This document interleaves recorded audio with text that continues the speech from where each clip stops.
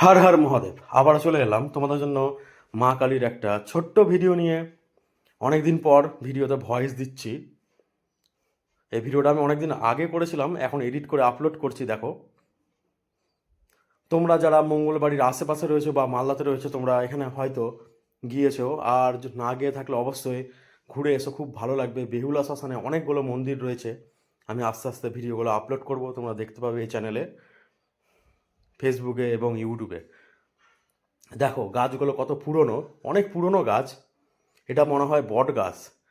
আর আমি যদি ভুল বলে থাকি অবশ্যই তোমরা কমেন্টে জানিও আমাকে। দেখো গাছগুলো কত বড় বড়। আর মায়ের এখানে একটা বেদি রয়েছে, এখানে পুজো হয়। কোন সময় পুজো হয় আমি ঠিক বলতে পারছি না।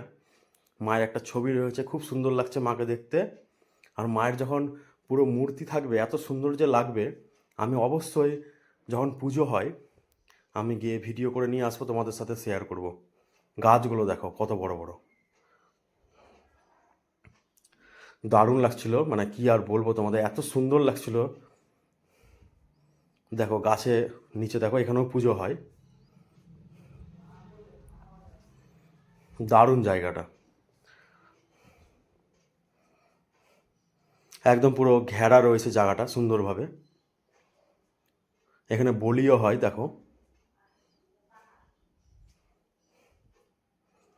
দেখো বলির জায়গাটা রয়েছে। আর গাছগুলো তো খুব সুন্দর। মায়ের বেদিটা দেখো কত সুন্দরভাবে বাঁধানো রয়েছে। আর মায়ের একটা ছবি রয়েছে। মাকে দেখো তোমরা, মানে ছবিতে এত সুন্দর লাগছে, মিষ্টি লাগছে মাকে দেখতে। যখন মায়ের মূর্তি থাকবে কত যে ভালো লাগবে।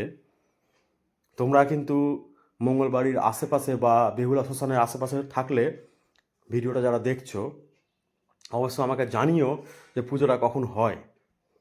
আমি গিয়ে ভিডিওটা করে নিয়ে আসবো তোমাদের জন্য। মাকে